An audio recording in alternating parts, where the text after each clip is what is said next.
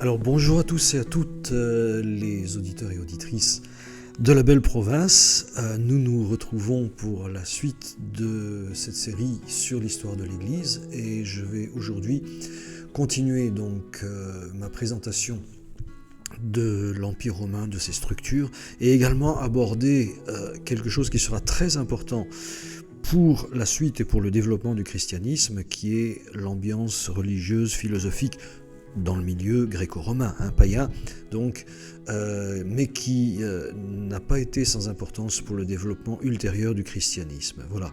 Alors, j'avais commencé à parler un petit peu de l'Empire romain. On va continuer maintenant avec l'Empire lui-même, puisque, bon, alors au niveau historiographique, malheureusement, dans la culture générale, ce qu'on sait de l'Empire romain, c'est souvent à travers les aventures d'Astérix ou des séries télévisées un peu débiles comme Rome, des trucs plus ou moins hollywoodiens. Mais enfin, voilà. Et en France, en plus, on a un préjugé, je ne sais pas ce qu'il en est au Québec, mais en France, on a un préjugé où tout ce qui est républicain est évidemment quelque chose d'extraordinaire, d'indépassable. Par contre, tout ce qui est royal, impérial, est à mettre au rebut, ce qui fait que ça fausse complètement notre appréciation de l'évolution de l'Empire romain. Alors donc, au commencement, je parle de la genèse de l'Empire. Au commencement étaient Rémus et Romulus. Bon, je ne vais pas raconter leur histoire, donc la fondation de Rome.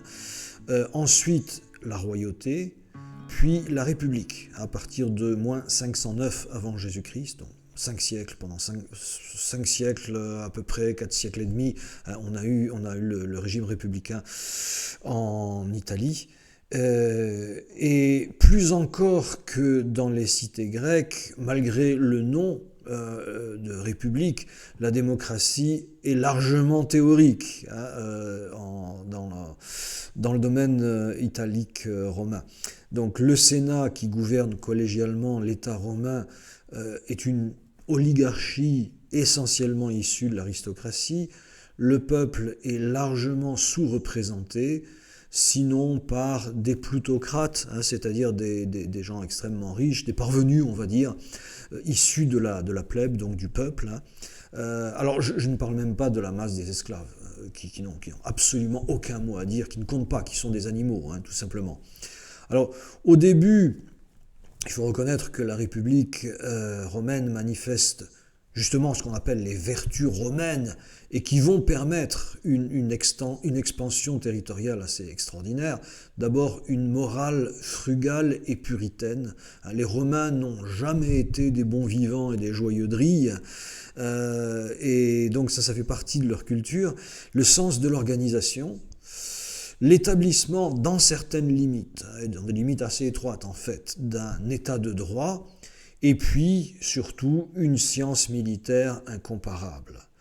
Cela dit, comme toutes les structures collégiales, et dans le cadre de l'oligarchie, donc, ce que j'ai précisé, le Sénat n'est pas représentatif du peuple romain, il est représentatif de l'oligarchie. Néanmoins, c'est une structure collégiale, relativement égalitaire entre ses membres. La République romaine, comme tout ce genre de structure, manifeste une fragilité qui se traduit par une espèce de guerre civile quasiment endémique, parfois troublée par des soulèvements massifs d'esclaves. Tout le monde a en mémoire le soulèvement de Spartacus, qui a été l'objet d'un film très célèbre.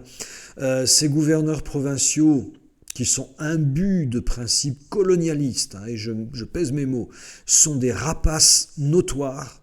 Ils sont vraiment là pour s'enrichir au détriment des territoires qu'ils gouvernent. Les provinces conquises sont censées nourrir Rome.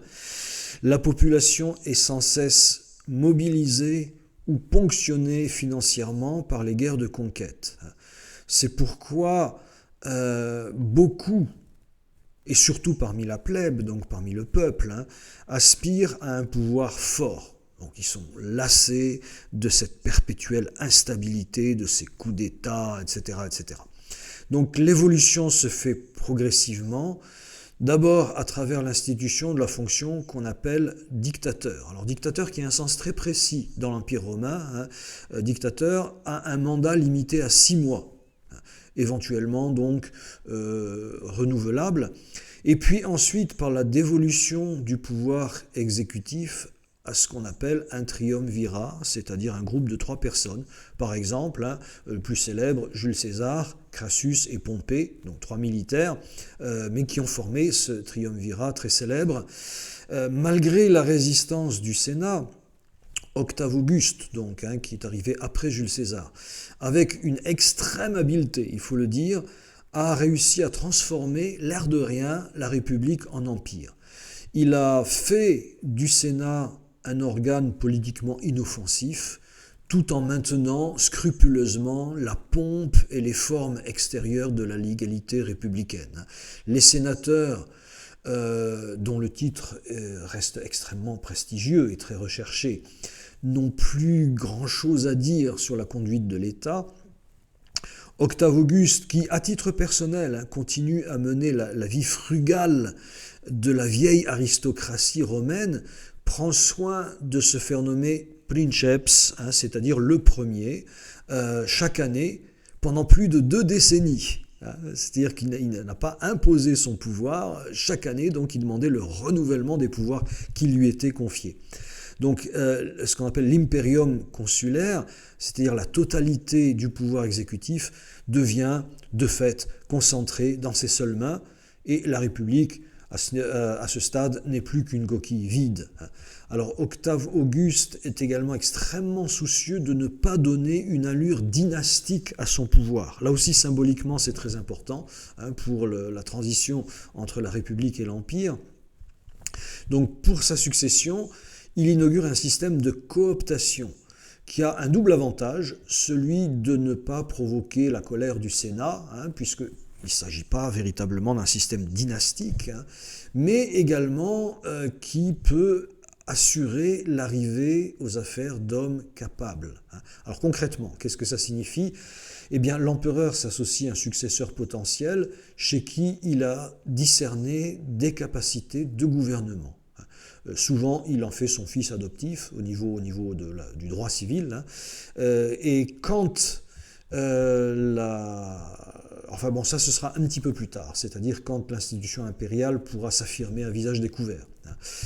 Donc on peut dire qu'en l'an 4 de notre ère, toutes les structures fondamentales de l'Empire sont en place. Alors, l'Empire apparaît a priori comme une institution extrêmement centralisée, et c'est vrai dans une large part, tout part de l'empereur, qui a l'initiative légale et qui peut émettre des décrets, et tout revient à lui.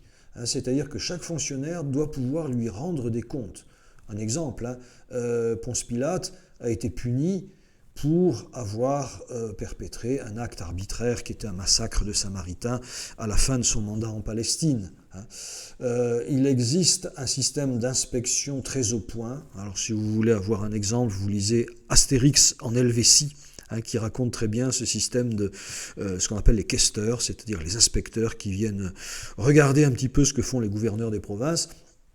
Et donc chaque citoyen peut faire appel auprès de l'empereur, et là encore on en a un exemple avec saint Paul, citoyen romain, c'est-à-dire citoyen, je le rappelle, de la ville de Rome, et qui après, donc quand il est mis en jugement, fait appel à l'empereur. Alors ça ne veut pas dire que c'est l'empereur lui-même qui va juger son cas, mais enfin c'est la justice impériale.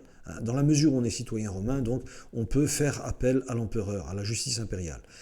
L'administration impériale, unifiée, rationnelle et efficace, généralement de qualité et assez peu cupide. Alors évidemment, il y a des cas de corruption, mais comme je l'ai dit, il y a ce système d'inspection qui permet de le canaliser un petit peu.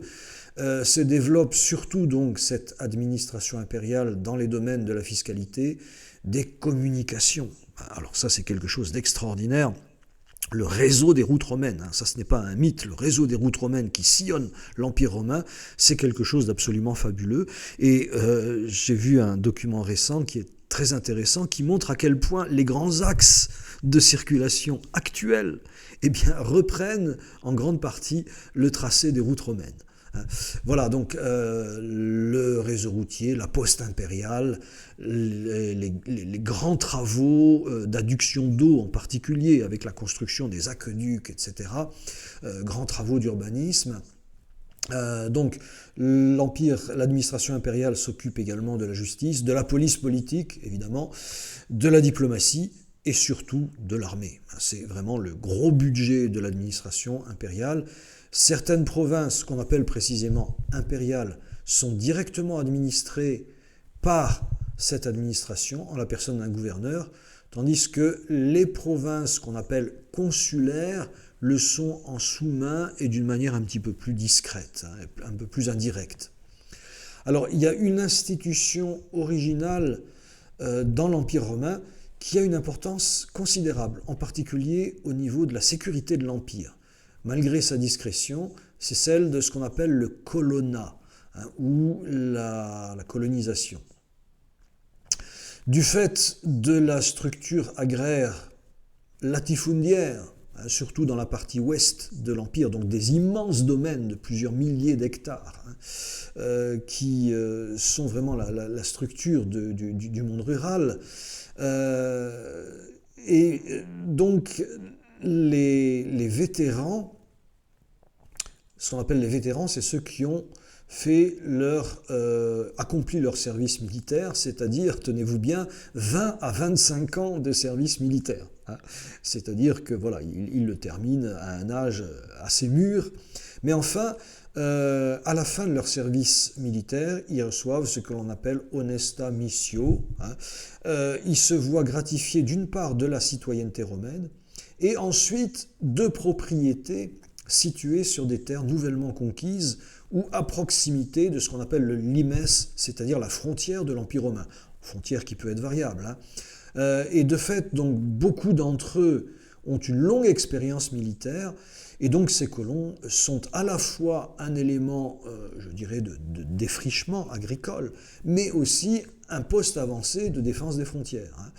Donc, à l'opposé des grandes fortunes rurales patrimoniales, je parle ici des propriétaires de latifundia, qui sont extrêmement absentéistes, etc., et dont les domaines sont souvent assez mal exploités en fait, les colons constituent une population extrêmement entreprenante et indépendante. Alors cela dit, et ce n'est pas un mince paradoxe, la centralisation extrême de l'Empire romain va de pair avec un grand respect des particularités régionales, notamment culturelles et religieuses. Un seul exemple, les privilèges des Juifs, qui sont, malgré leur refus du culte impérial, parfaitement intégrés légalement dans l'Empire. Le judaïsme est reconnu, on le verra plus loin, comme religio licita, c'est-à-dire une religion officiellement reconnue par l'Empire avec un certain nombre de privilèges, comme justement l'exemption du culte impérial. Alors beaucoup de provinces bénéficient d'une certaine autonomie, et les cités elles-mêmes, les villes, sont largement auto-administrées. L'empereur voit d'ailleurs dans les assemblées municipales et provinciales un contrepoids au pouvoir des gouverneurs de province. Et ça, c'est quelque chose qui sera vivant tout au long de l'histoire de l'Empire romain, jusqu'à quasiment la chute de l'Empire byzantin. Le fait que l'empereur cherche des contrepoids, justement, pour combattre un petit peu les différentes aristocraties d'origines diverses qui peuvent se constituer au cours de l'histoire. Alors en retour, les cités et les provinces qui jouissent de la faveur de l'empereur lui manifestent un loyalisme sans faille. Et ça, c'est quelque chose à souligner. Donc le loyalisme, le patriotisme, on peut dire, patriotisme impérial de toutes ces cités, qui facilitera l'adoption du culte impérial. Donc l'Empire romain n'apparaît donc pas, sinon aux yeux de quelques fanatiques, comme un pouvoir occupant, mais comme le gérant de ce qu'on appelle l'œcuménie, d'où nous avons œcuménique maintenant, c'est-à-dire littéralement le monde habité, le séjour habité, voilà, parce que l'Empire romain se considère dans son messianisme politique comme étant voué à dominer le monde entier. Donc il s'appelle modestement œcuménie en grec. Alors, la Pax Romana, la fameuse paix romaine, n'est pas un poncif. Il faut bien se rendre compte que notre génération peut difficilement le réaliser, parce que bon, on a connu au moins une période d'un demi-siècle sans véritable guerre. Donc on ne sait pas ce que c'est que la guerre. Et malheureusement, la guerre est plutôt la norme que l'exception dans l'histoire humaine. Et là, de fait, l'Empire romain a assuré une relative sécurité et tranquillité, du moins à l'intérieur de ses frontières, pendant près de 5 siècles en Occident, près de 15 siècles en Orient. Alors évidemment, c'est quelque chose qui a beaucoup frappé les imaginations, et à juste titre. D'ailleurs, les institutions sont suffisamment solides et stables pour continuer à faire tourner l'Empire quand l'Empire est dirigé par un paranoïaque comme Tibère qui règne de 14 à 37 de notre ère, enfin Tibère à la fin de sa vie en tout cas, par un fou comme Caligula, qui est son successeur de 37 à 41, comme un psychopathe mégalomane comme Néron, qui règne de 57 à 68, un dégénéré cruel, un empereur qui est très mal nommé puisqu'il s'appelle Commode, mais qui n'était pas commode du tout, qui règne de 180 à 192, ou même et ça c'est assez incroyable, un prostitué pervers, le fameux Héliogabale, donc au IIIe siècle, entre 218 et 222. Voilà. Donc on peut avoir des empereurs complètement indignes à titre personnel, ou incapables, mais la structure à la fois administrative et militaire de l'Empire est si solide qu'elle peut se le permettre. Alors, autre paradoxe, l'extrême personnalisation du pouvoir ne s'est jamais traduite par la transformation de l'empereur en potentat oriental, tyrannique, mégalomane, capricieux, y compris d'ailleurs sur la question du culte impérial. J'y reviendrai un petit peu plus en détail. Alors c'est vrai que l'empereur de Rome est autocrate, c'est un des titres qui se donne, автоκρατόρ en grec, c'est-à-dire qui possède son pouvoir de lui-même, mais s'il concentre tous les pouvoirs entre ses mains, ces pouvoirs sont encadrés par tout un corpus juridique que l'empereur peut évidemment modifier, il peut abolir des lois, en créer des nouvelles, mais il ne peut pas le transgresser, il est tenu par la loi. Et surtout, il a conscience que sa charge n'est pas une licence, à part les quelques fous que j'ai signalés, une licence qui lui serait donnée d'imposer des décisions tout à fait arbitraires et de faire selon ses caprices, mais une mission qui lui échoua. Et ça, c'est quelque chose qu'il faut souligner. Jusqu'à la fin de l'Empire byzantin, on a affaire à des gens qui ont réellement un sens de l'État et un sens de leur devoir. Donc, en particulier, qui se sentent obligés de faire régner autant que possible la paix et la prospérité dans un empire multinational dont l'empereur se sent le garant. Bref, l'autorité quasi absolue, dans les faits, de l'empereur ne s'en veut pas moins être raisonnable et impartiale, voire même bienveillante. Et elle est perçue comme une sorte de ministère, un service qui demande beaucoup d'abnégation, malgré toute la pompe impériale. Et Dieu sait si elle était développée. Alors, je donne un seul exemple pour montrer ce sens de l'État et de l'impartialité de l'empereur. L'affaire de la synagogue d'une petite ville qui s'appelle Zevgma, sur l'Euphrate, sous Théodose le Grand, à la fin du IVe siècle. Théodose, qui, je le répète, a été celui qui a, non pas exactement mis le paganisme hors la loi, mais interdit tout culte public pour le paganisme, et qui a fait du christianisme la religion d'État. C'est lui, ce n'est pas Constantin qui a fait ça. Donc, fin du IVe siècle. Eh bien, ce qui s'est passé, c'est que des chrétiens fanatiques avaient incendié la synagogue de cette petite ville, ville assez prospère à l'époque.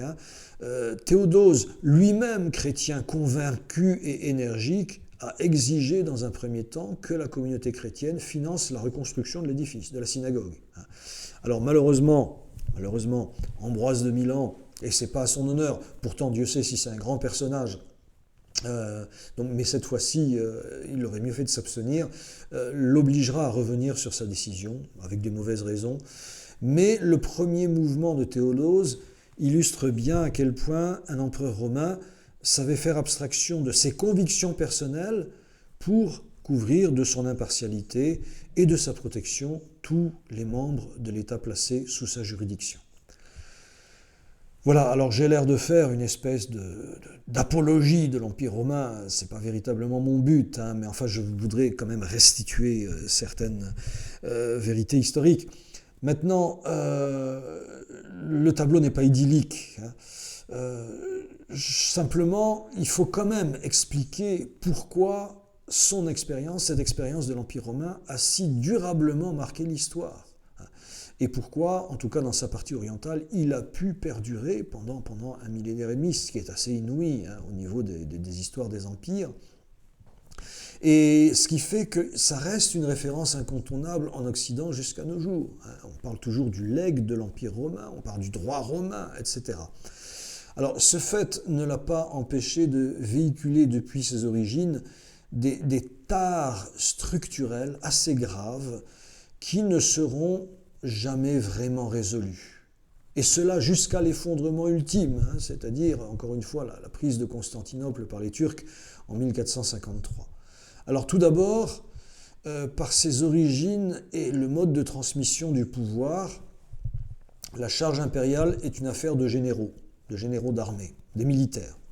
D'où une vision militariste et un peu paranoïaque de la collectivité, qui est manifestée par une espèce de phobie des associations et une surveillance étroite de la société civile qui est menée par une police politique discrète mais omniprésente.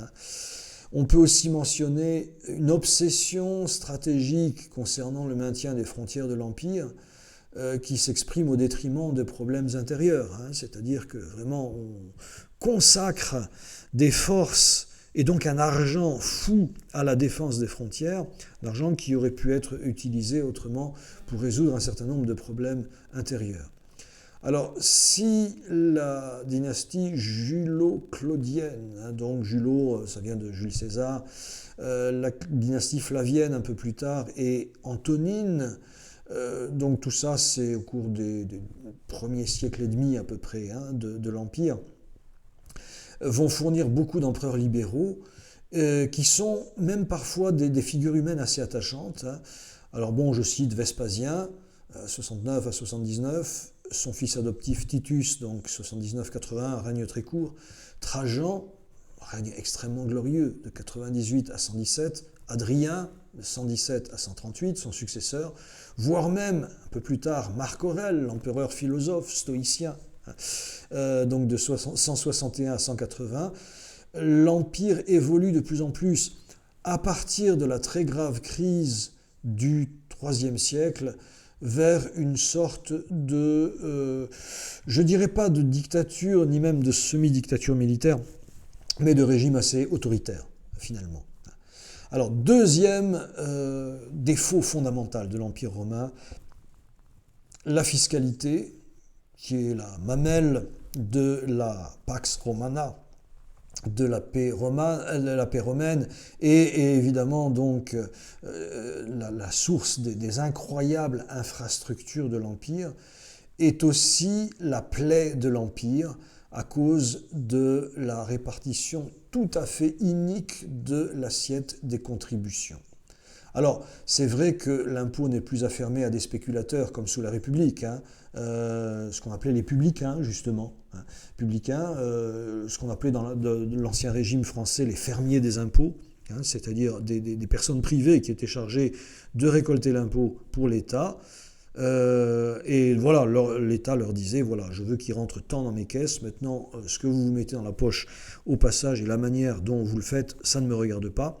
Donc on imagine effectivement tous les abus que ça peut comporter. Et c'est pour ça que dans l'Évangile, les publicains sont considérés comme vraiment des pécheurs, je dirais, sui generis, par nature, d'une certaine manière, du fait même du mode d'exercice de leur métier.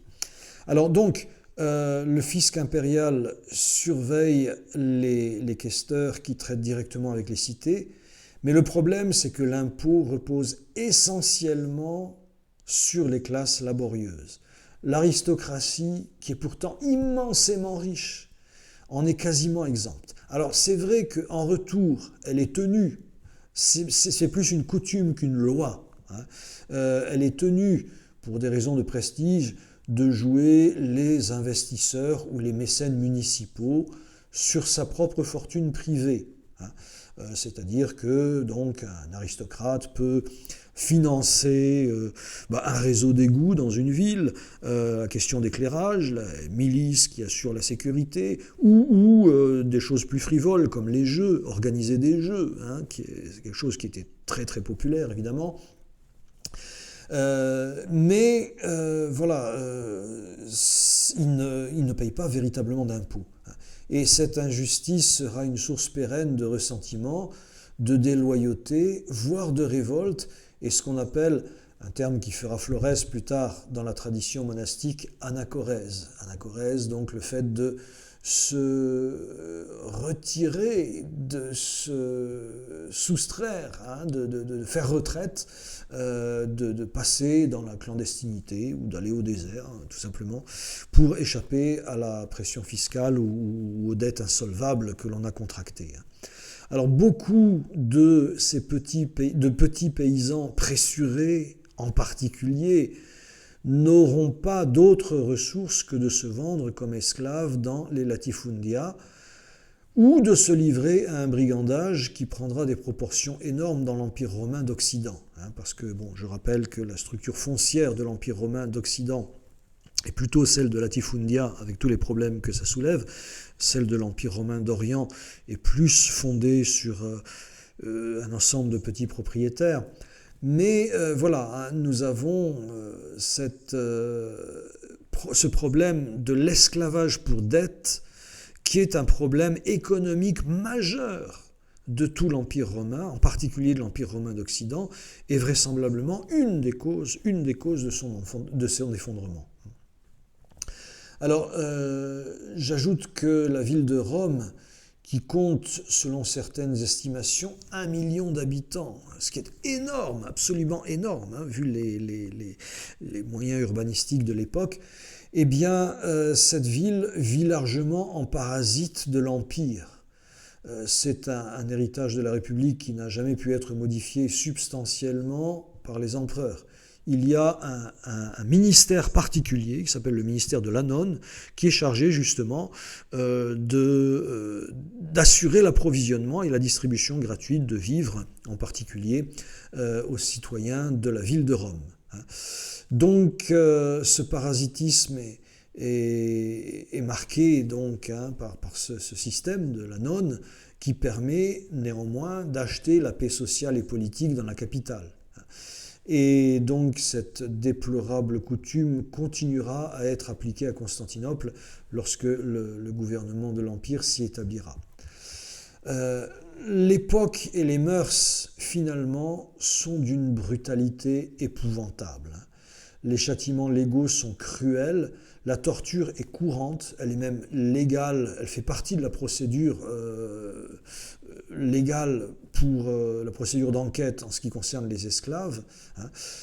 Les hommes de l'Empire aiment le sang et se repaisent des massacres de l'arène ou du cirque. C'est pas bon, ça peut sembler une espèce de poncif, de lieu commun, mais c'est une vérité. C'est une vérité. Les gens, les Romains, en particulier, encore une fois, dans la partie occidentale de l'Empire, aiment le sang, véritablement, et manifestent une extrême cruauté dans ce domaine-là. En ce qui concerne les chrétiens, on peut dire que le plus gros point noir, c'est le messianisme politique qui est inhérent à l'Empire.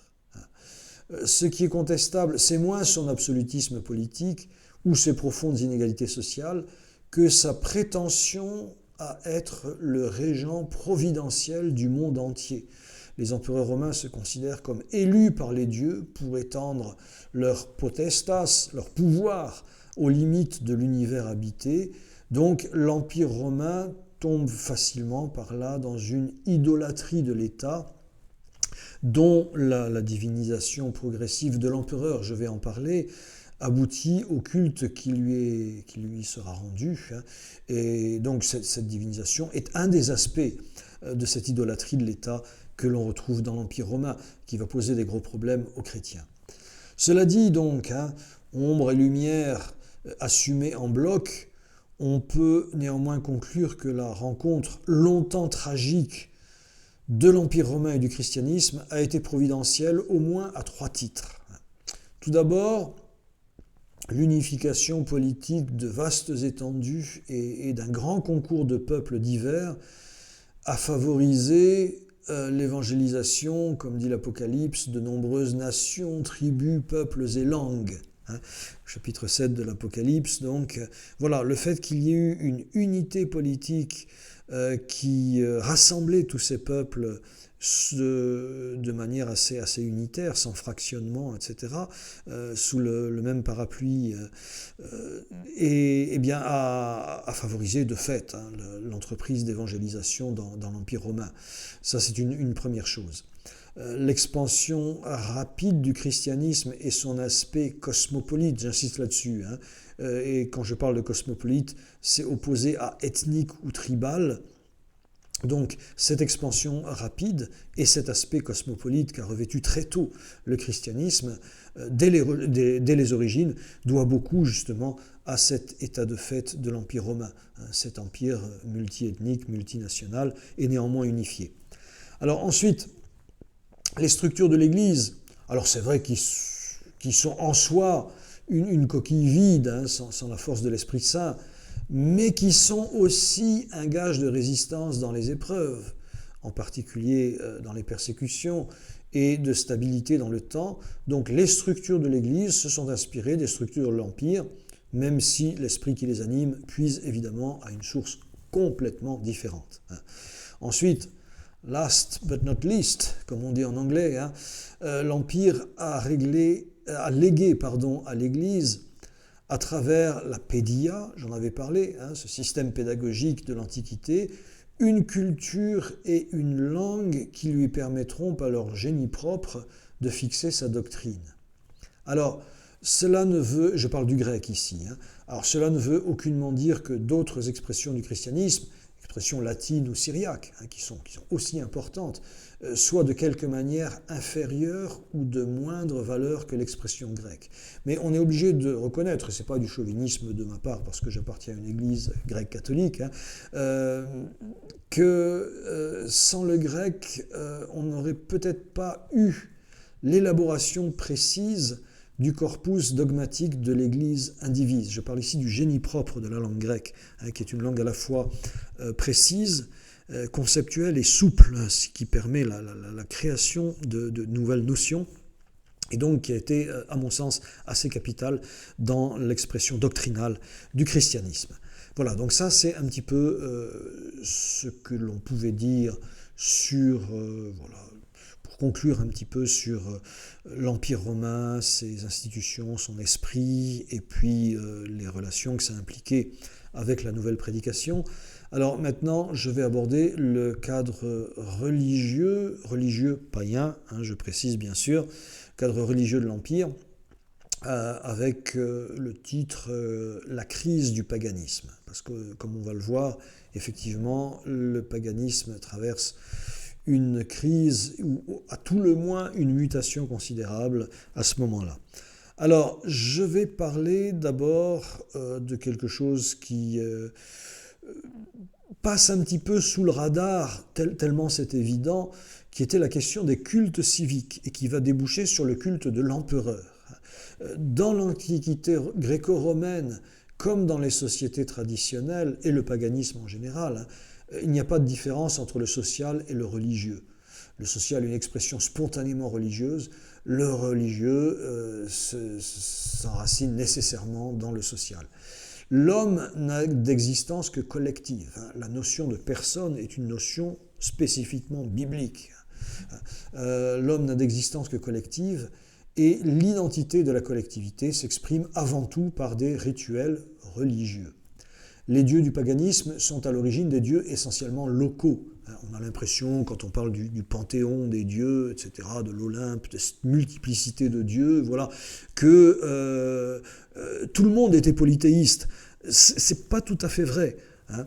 Effectivement, on pouvait vénérer un certain nombre de dieux, mais chaque cité a son dieu protecteur. Chaque cité a son dieu protecteur, et c'est à celui-là en particulier que les citoyens de la cité donnée rendaient un culte qui n'était pas forcément exclusif, mais qui était quand même le culte principal. Mais il existe aussi des dieux ou des génies de la maison, ce qu'on appelle les pénates. C'est une expression, quand on dit on prend ses pénates quand on déménage. Les pénates, ce sont tout simplement des petites statuettes au départ qui représentaient le génie de la maison. On le retrouve dans beaucoup de cultures. Alors il y avait les dieux de la maison, les génies de la maison, les dieux des carrefours, les dieux des arbres, les dieux des sources. Tout ce qu'on appelle les dieux lards d'une manière générale. Et voilà, alors ce sont des dieux, je dirais, sans prétention par rapport à ceux de l'Olympe, plutôt bienveillants, familiers, gais, simples, et donc vraiment sincèrement aimés par le petit peuple, et particulièrement enracinés dans les campagnes, et leur éradication ou leur assimilation sera beaucoup plus difficile et laborieuse que celle des dieux olympiens, Jupiter, Vénus et consorts. Voilà, ça c'est un aspect qui est souvent un petit peu méconnu, mais très important du paganisme antique. Alors, je reviens au culte civique, le culte de la cité.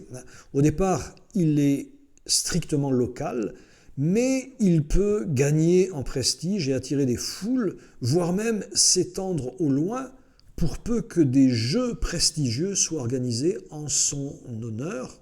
Les Jeux olympiques, par exemple, c'est une manifestation religieuse au départ. Pour peu également qu'un oracle fameux comme à Delphes, ou une réputation de guérison, de dieu guérisseur comme le sanctuaire d'Esculape à Pergame, donc une ville d'Asie mineure, la Turquie de l'Ouest actuelle, pour peu qu'on y trouve ce genre de choses. Néanmoins, ce culte reste essentiellement formel et extrinsèque. On n'a pas de relation personnelle avec le dieu protecteur de la cité.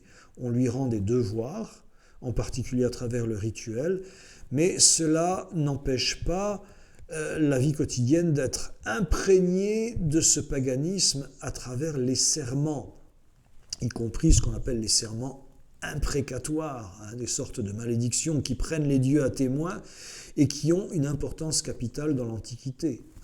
L'Empire romain est un état de droit, mais enfin, la société n'était pas entièrement judiciarisée, et donc les accords, y compris commerciaux qu'on pouvait passer, etc., étaient souvent sous forme de serment avec les dieux pour garant ou pour témoin. Les multiples fêtes et jeux, les investitures aux charges publiques, les boucheries approvisionnées par les temples, etc. Tout ça montre l'enracinement profond de ce paganisme dans la vie sociale la plus quotidienne. Pour dire un seul exemple, on ne commence pas une séance de tribunal dans ce qu'on appelle la basilique, qui est le tribunal de l'époque, pour commencer, avant de devenir un édifice de culte chrétien. On ne commence pas une séance de tribunal sans un sacrifice aux dieux. Ça peut être une simple libation, mais voilà, c'est quelque chose qui imprègne absolument la vie quotidienne. La mentalité religieuse du moyen paganisme est très pragmatique, c'est donnant-donnant. Très intéressé, on va dire. En échange de la pietas, la piété, le culte, les offrandes, la dévotion au Dieu de la cité, eh bien, on escompte bien recevoir toutes sortes de bénédictions et de préférences bien concrètes, dont l'ensemble forme ce qu'on appelle la felicitas, donc le bonheur, mais le bonheur en ce monde. Il n'y a aucune eschatologie dans ce type de mentalité religieuse. Il faut aménager cette vie-ci. Elle n'est pas dépourvue forcément d'une morale civique d'équité, c'est le concept latin de justitia, justement, justitia. Pas de mystique, mais la volonté de conduire une action conforme au désir des dieux, que l'on recherche en particulier à travers les augures et l'astrologie La société gréco-romaine est une société extrêmement superstitieuse, et romaine plus que grecque encore. Cette notion tellement prégnante dans l'Antiquité de déterminisme astral, donc de fatalité, ce qui doit arriver, c'est inscrit en particulier dans les astres, eh bien, se révélera délétère pour l'ancien paganisme, parce qu'on peut le concevoir. Ça finit par imposer une espèce de pessimisme, à tout le moins, voire même de désespoir, puisqu'on ne peut rien changer aux arrêts des dieux, tout est fixé à l'avance, donc aucune liberté, aucun libre arbitre. C'est pas quelque chose, évidemment, qui peut favoriser l'initiative ou tout simplement le libre arbitre personnel. Alors, donc, il ne faut pas oublier tout cet aspect considérable du paganisme quotidien, je viens d'y faire allusion, qui touche à la magie, la théurgie, la sorcellerie, les envoûtements, les amulettes, qui sont des protections contre le mauvais œil, et j'en passe, etc. Et c'est loin de n'affecter que les classes inférieures. La question du mauvais œil, donc de la protection contre d'obscures malédictions qu'on aurait pu jeter sur vous, etc., est une véritable obsession dans l'Empire romain, au point qu'on en trouve on trouve des espèces de petites mosaïques protectrices, contre-imprécatoires, en quelque sorte, sur les portails des maisons, etc. Alors, le culte de l'empereur va venir se greffer, en quelque sorte, sur cette religiosité civique, et il va finir plus ou moins par la supplanter. Donc, au départ, il y a la réaction d'Octave Auguste, le fondateur de l'Empire, donc, au tournant de notre ère et de l'ère précédente, donc, avant et après Jésus-Christ. Octave Auguste qui visait à restaurer l'antique religiosité romaine contre l'envahissement des cultes étrangers. Rome était une cité extrêmement cosmopolite, ne serait-ce que pour des raisons commerciales ou administratives. Et donc, il y avait toutes sortes d'allogènes, de gens qui n'étaient pas natifs de Rome, qui y habitaient de manière plus ou moins permanente et qui avaient apporté avec eux, évidemment, leur dieu, leur culte, etc. À tel point que je ne sais plus quel auteur, ça m'échappe sur le moment, mais quel célèbre auteur romain, chroniqueur ou historien romain, a pris cette image en disant l'Euphrate se jette dans le Tibre, l'Euphrate donc qui est le fleuve en Mésopotamie, tout à fait, qui était limite de l'Empire romain, se jette dans le Tibre, qui est le fleuve qui traverse Rome. Voilà. Alors, le problème, c'est que l'empereur, qui est bardé de titres religieux, par exemple, le titre de souverain pontife que l'on applique de nos jours au pape, ça vient de l'empereur romain, en fait, comme beaucoup d'autres titres d'ailleurs, Pontifex Maximus. Eh bien, il est investi de l'institution cultuelle, il est un prêtre. Jules César était ce qu'on appelle un flamine de Jupiter, donc un prêtre du culte de Jupiter. Mais cette restauration a été un coup d'épée dans l'eau, dans la mesure où cet ancien culte, artificiellement revivifié par la seule volonté d'Octave Auguste, reste extrêmement froid, formel, et ne parle pas au cœur et ne répond pas ou ne répond plus à l'inquiétude des contemporains. Et c'est à ce moment-là que l'ancienne religiosité romaine va graduellement être transférée sur la personne impériale, qui est quelque chose de beaucoup plus concret. Les empereurs se placent d'abord sous la protection de certains dieux, puis ils se proclament de filiation divine, ce qui ne veut pas dire grand-chose, et qui est assez commun dans l'Antiquité. Le culte impérial intègre alors, paradoxalement, un élément des cultes orientaux pourtant détestés et combattus par beaucoup d'empereurs, c'est celui du sotir, c'est-à-dire le sauveur, qui se réfère aux héros demi-dieux de la mythologie. Ensuite viendra leur divinisation posthume, ce qu'on appelle l'apothéose. Le fait qu'après leur mort, ils sont censés aller dans le séjour bienheureux des dieux du paganisme, et puis la divinisation pure et simple, qui suscite, il faut bien le dire, le sarcasme des intellectuels, mais qui est très populaire au niveau du petit peuple. Cela dit, la force du syncrétisme qui est liée à la profonde gratitude des cités, délivrées par l'Empire, je le répète, de la guerre civile et des pillages de la République, va jouer en faveur de ce nouveau culte civique, qui deviendra finalement le ciment de l'Empire, un des ciments de l'Empire. C'est vrai qu'à Rome, on ne vénère que le génie de l'empereur, donc une espèce d'abstraction qui est voilà, son esprit en quelque sorte, son inspiration si on veut, mais cette restriction est ignorée par l'Orient, qui est beaucoup plus familier d'un culte rendu à un potentat humain quasiment divinisé. Et là on retrouve donc justement la prégnance des cultes orientaux qui font leur apparition jusqu'à Rome. Alors, cela dit, cette religion civique, quelle que soit sa forme, ne peut plus contenter l'âme de l'hellénisme qui est libéral et syncrétiste.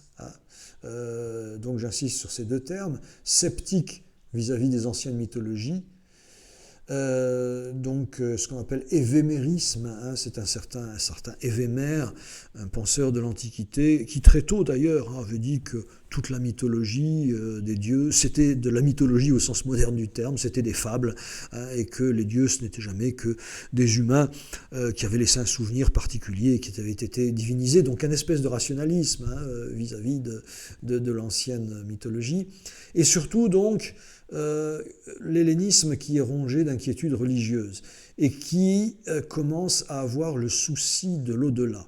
On est à une époque vraiment de mutation où l'individu commence à s'extraire de la gangue collective qui l'enserrait auparavant, et cet individu exige de la religion plus qu'une garantie d'ordre et d'équilibre en ce monde.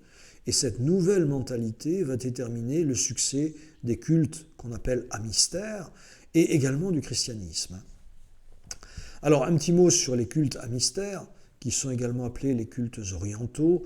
Donc il y a plusieurs catégories selon des critères plus thématiques que chronologiques. Il y a d'abord les cultes qu'on appelle enthousiastes ou orgiostiques, puisque des espèces de folie, d'hystérie collective, parfois licencieuse, qui lui tiennent lieu de culte. Alors très anciens, parfois comme celui de Dionysios par exemple, et dont les racines sont extrêmement troubles, puisque la violence initiale, à l'origine, c'est un sacrifice humain, et véritablement ce qui les fonde, même si, par la suite, ça a pu se civiliser un minimum. Il ne faut pas se méprendre sur le terme orgiaque, qui ne signifie pas forcément la débauche effrénée, mais ce qui a trait au mystère. Il est vrai, je viens de le dire, dans des phénomènes d'hystérie collective qui sont parfois assez frénétiques.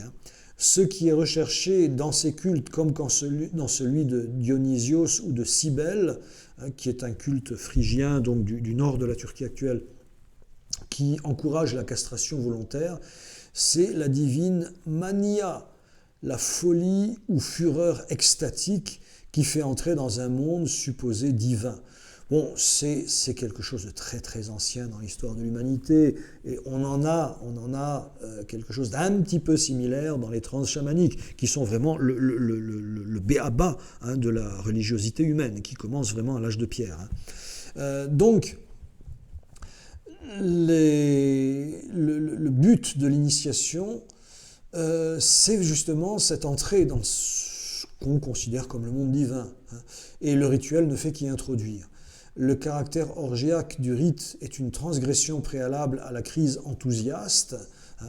Alors, je vais en citer un autre, un petit peu similaire, mais en même temps un petit peu différent, parce que moins débridé, qui est le culte d'Isis, d'origine égyptienne, fortement hellénisé, qui relève de la même catégorie avec ces rituels d'apparitions de la déesse, qui sont mises en scène de manière extrêmement spectaculaire et parfois un petit peu effrayante, la résurrection d'Osiris, mais aussi la prostitution sacrée. L'initiation n'y est pas de nature éthique, gnostique ou mystique. En d'autres termes, ce n'est pas une morale, ce n'est pas une connaissance ou ce n'est pas une relation intime avec le Dieu, mais l'initiation est de nature rituelle. Et c'est le choc émotionnel provoqué par le rite, les lieux souterrains ou obscurs, le jeûne préalable, l'orgie, la mise en scène d'apparitions, la douche de sang, le dépeçage d'un animal vivant, dans le culte de Dionysos, qui conduit à la communion avec la divinité au-delà du monde temporel. Et cette initiation rituelle est également perçue, un petit peu confusément, comme une espèce de garantie de salut post-mortem. Là, donc, ça c'est le niveau le plus bas de ce qu'on appelle les cultes à mystère. Alors, plus élevé et par conséquence d'audience beaucoup plus confidentielle sont les cultes de révélation. Et dans les cultes de révélation, c'est un savoir qui est transmis par le Dieu bienveillant aux fidèles. Ainsi, le Dieu qu'on appelle Asclépios en grec, Esculape en latin, dont le grand centre de culte, j'y ai fait allusion, qui est doublé d'un véritable complexe hospitalier extrêmement développé et situé à Pergame, en Asie mineure, eh bien, transmet à ces mystes, c'est-à-dire les officiants des mystères, le savoir médical. Savoir d'ailleurs mêlé d'éléments rituels, puisque les malades de Pergame sont eux aussi soumis à des pratiques rituelles émotionnellement fortes, par exemple la traversée d'un long tunnel complètement obscur, mais également de rites plus anodins, comme ce qu'on appelle incubatio, c'est-à-dire le fait de passer la nuit dans le sanctuaire du Dieu. Et dans la mesure où on avait une vision du Dieu, eh bien on était considéré comme guéri, ce qui de fait marchait, pour des raisons psychosomatiques qui ne sont pas encore tout à fait éclairées de nos jours. Mais de fait, ça pouvait être efficace. Voilà, alors, autre culte de révélation, Hermès Trismégiste, c'est-à-dire 3 fois grand, transmet à ses fidèles un savoir ésotérique qui est centré sur l'astrologie. La révélation des secrets de la nature ou du cosmos a, chez ses adeptes, les adeptes de Hermès, plus d'importance que les rituels, qui est d'ailleurs assez réduit et qui est d'origine égyptienne. Alors, une mention particulière du culte de Mitra. Mitra qui n'est pas vraiment un dieu, mais à la limite on peut dire un demi-dieu, en tout cas un héros mythique d'origine iranienne. Alors, il est né, tenez-vous bien, le 25 décembre, et adoré à sa naissance par les bergers des environs. Donc Mitra est né d'un rocher. Il tue un taureau sacré maléfique dont le sang répandu fait naître la végétation, les animaux, c'est-à-dire le règne végétal, le règne animal, etc. Bref, le mythe lui-même est un mythe assez classique de héros sacrificateur, mais le phénomène qui se développe autour de son culte est assez unique dans les mystères orientaux. Donc il a été introduit dans la partie occidentale de l'Empire par les armées d'Orient, et il se répand comme une traînée de poudre, sans essayer de faire de jeu de mots, dans les milieux militaires. D'ailleurs, la poudre était inconnue à l'époque. À Rome, au 1er siècle, on compte plus d'une centaine de lieux destinés à célébrer ces mystères, de lieux de culte de Mitra. De petits lieux, mais une centaine de lieux de culte dans la ville de Rome. C'est vrai que ces adeptes aimaient à se regrouper en petites fraternités qui tenaient des sortes d'agapes, des repas de fraternité. Et le mot est adéquat en l'occurrence, puisque les sectateurs de Mitra poursuivent un idéal d'entraide, de noblesse et d'élévation morale, voire même d'ascèse. Et ce type de comportement est attendu de celui qui se soumet à l'initiation, qui consistait, semble-t-il, en la même douche sanglante que dans le culte d'Atis, qui est un culte égyptien. Voilà, on passait dans un lieu au-dessus duquel il y avait une grille sur laquelle on égorgeait un taureau. Et c'est ainsi que le catéchumènes en quelque sorte, devenaient membres de la militia de Mithra et participant au salut opéré par son héros. Alors, il y a un certain nombre de points communs entre tous ces mystères. Un, ils sont centrés sur l'expérience personnelle, de quelque forme qu'elle revête d'ailleurs. Elle peut être émotionnelle, ce qui évidemment est très très superficiel, intellectuelle ou éthique. Ils impliquent, deuxièmement, une relation personnelle avec le Dieu, ce qui est une grande nouveauté dans le paganisme, mais ne vont jamais jusqu'à cette relation de confiance filiale que le christianisme, après le judaïsme, appelle l'amour de Dieu. Donc, ces cultes s'adressent à l'individu, transcendent les classes sociales et les appartenances civiques. Ça, c'est également une nouveauté. Et enfin, ils sont liés au souci nouveau, lui aussi, de s'assurer le salut dans l'au-delà. Donc, on met un petit peu de côté les préoccupations terre-à-terre du paganisme traditionnel. Il s'agit de se projeter dans le monde intemporel et d'acquérir l'immortalité. Alors un petit mot, parce que certains auteurs ont prétendu que le christianisme a été influencé par les cultes à mystère. Alors c'est vrai que la nouvelle prédication présente dès l'origine un caractère initiatique très marqué, incluant la discipline de l'arcane, j'aurais à y revenir, le fait de ne pas divulguer les éléments du culte ou de la confession de foi à l'extérieur. Toutefois, le parallèle n'est que formel. Peut-être même que l'influence a joué dans l'autre sens, en fait. Le terme mysterion, qui apparaît une vingtaine de fois chez saint Paul, est toujours lié à une révélation, à la manifestation d'un plan autrefois caché qui devient manifeste. Comme par exemple, un passage très célèbre, chapitre 2, verset 7 de la première épître aux Corinthiens, nous parlons d'une mystérieuse sagesse de Dieu, mystérieuse. Donc, mais il s'agit d'une révélation. Elle était mystérieuse, elle devient manifeste. On pourrait citer beaucoup d'autres références. Donc, le mystère révèle de l'économie divine, relève de l'économie divine et concerne le modus operandi de la rédemption, la façon dont le salut se déploie dans l'histoire.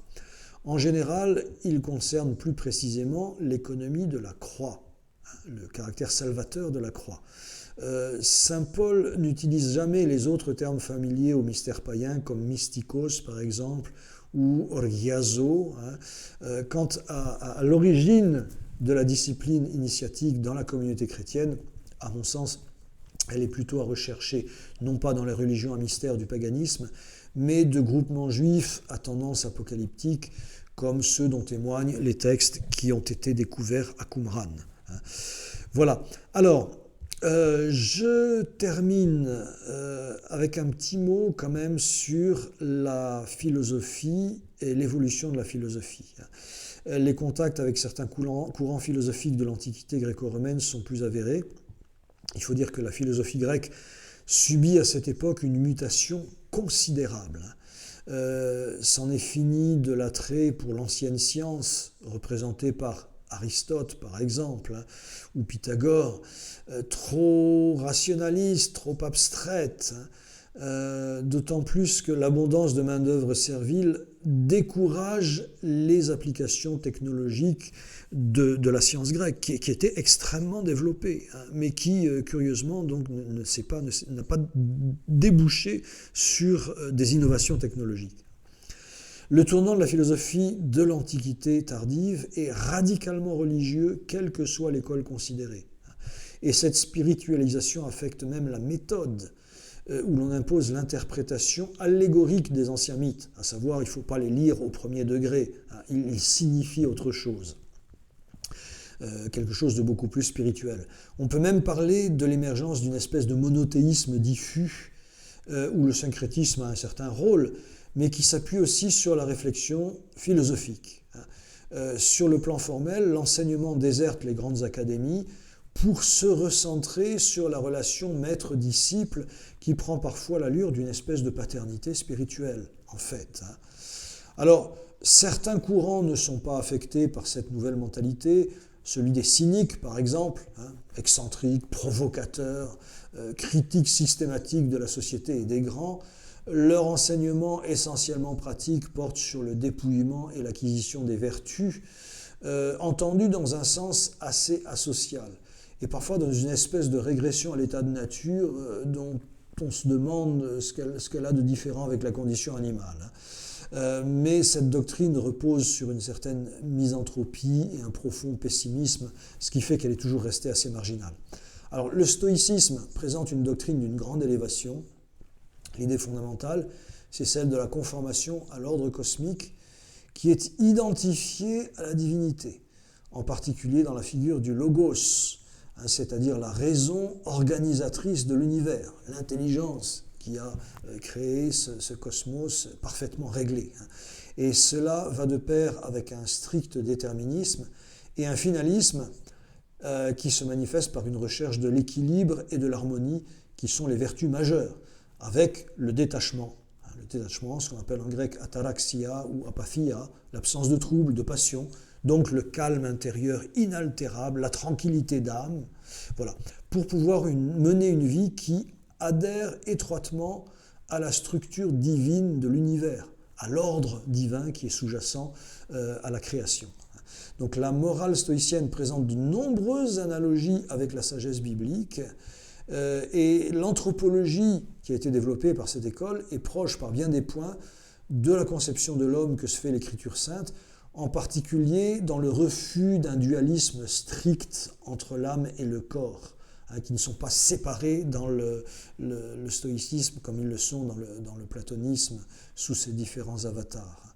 Donc le stoïcisme est une doctrine aristocratique, assez fascinante, il faut le reconnaître, hein, par sa grandeur d'âme et son exigence, mais que sa résignation et son fatalisme rendent assez désespéré finalement, hein, en abdiquant en particulier devant l'énigme de la mort. Ce qui fait que le stoïcisme, là encore, est resté l'affaire d'une espèce d'élite aristocratique, mais n'a pas trouvé d'écho parmi le peuple. Cela dit, et je vais terminer là-dessus, l'école philosophique montante, très en phase avec l'esprit du temps, c'est celle du néoplatonisme, qui aura une importance particulière vis-à-vis du christianisme d'expression grecque. Alors je vous donne ici une citation, une longue citation, qui explique le système néoplatonicien. Alors je cite, hein, « Tout émane de l'un », imaginez ça avec une majuscule, principe inconditionnel au-delà de l'être même que Plotin, donc le fondateur du néoplatonisme, identifie à l'idée du bien en soi chez Platon. Plotin qualifie cet un bien au-dessus de tout de première hypostase, ou personne si l'on veut, substance ou sujet qui demeure permanent sous le changement. L'un est absolument simple. Viennent ensuite les deux autres hypostases, l'intelligence et l'âme. À la seconde hypostase, l'intelligence, nous en grec, correspond également le monde intelligible et l'être, le monde des idées. Il y a donc une dualité dans la seconde hypostase, celle de l'être et celle de la pensée. Quant à la troisième hypostase, l'âme, elle est intermédiaire entre le monde intelligible et le monde sensible, dont elle est l'instance organisatrice. En dessous de cette triade se trouve la matière, un quasi-néant dans lequel notre âme est prisonnière. Cette matière est pour Plotin un non-être, la source du mal. À ce mouvement de procession ou d'émanation à partir de l'un, hein, donc cette dynamique descendante de plus en plus dégradée vers notre situation présente, à partir de l'un qui produit tout, correspond à un mouvement inverse de conversion, de retour universel vers le principe dont l'amour, au sens platonicien du terme, hein, l'éros, mais au sens platonicien du terme, est dans l'amour de la beauté est le moteur. Donc on a un double processus de descente et de remontée vers l'origine. Ça, c'est la dynamique fondamentale du néoplatonisme. Alors, je reprends la citation. L'âme individuelle est une émanation de l'âme universelle. À ce titre, elle procède en dernière analyse de l'un. Elle a donc une part que l'on pourrait appeler divine. Aussi, l'âme humaine doit-elle, par une sorte d'expérience intérieure de la contemplation, rejoindre cet un dont elle émane, retourner à son origine, à son principe. c'est une quête ascétique et suprarationnelle de l'unité. Quand elle y parvient, l'âme connaît alors l'extase, la fusion dans l'un absolu, source de tout. C'est l'érotique platonicienne du banquet et du Phèdre, deux traités de Platon, extrêmement connus, qui traitent de cette affaire-là, qui donne à Plotin les métaphores avec lesquelles il décrit dans ses œuvres cette expérience de l'union avec le premier principe. Une telle philosophie était d'emblée accordée à une mystique, la mystique de l'un, que l'on atteint en renonçant au monde multiple, en le détachant de lui.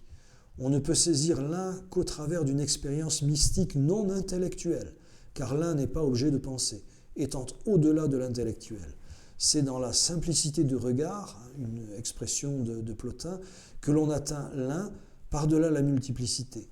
La dynamique du néoplatonisme est donc la suivante: unité originaire, division, retour à l'unité. Mais de l'un absolu et transcendant, on ne peut rien dire, pas même qu'il est, car il précède toute détermination ontologique. On ne peut affirmer aucun concept à l'un, pas même celui de l'être. L'un n'est ni être ni pensée. En quelque sorte, il n'est pas. Il est ineffable, au-delà de toute représentation, inaccessible aux images comme à la pensée. On ne peut le concevoir que par voie de négation, ce qu'on appelle l'apophasis. C'est quelque chose qu'on retrouvera dans la théologie orientale en particulier, en écartant toute multiplicité. Voilà, donc ça c'est une présentation assez brève du néoplatonisme. Et on voit bien à travers ça, justement ce tournant religieux, je dirais, de la philosophie de l'Antiquité tardive, où on se préoccupe non pas de savoir rationnel et d'analyse, mais d'union avec la divinité. Voilà, donc ça c'est également un tournant capital dans l'histoire des idées et des mentalités religieuses qui va être décisif pour le christianisme dans l'Empire romain. Voilà, donc je m'arrête là. La prochaine fois, nous verrons la question du judaïsme. On abordera la question du cadre religieux du judaïsme, qui est le prélude à la naissance de l'Église. Eh bien, au revoir à tous, et je vous souhaite donc une bonne semaine, et à la prochaine fois.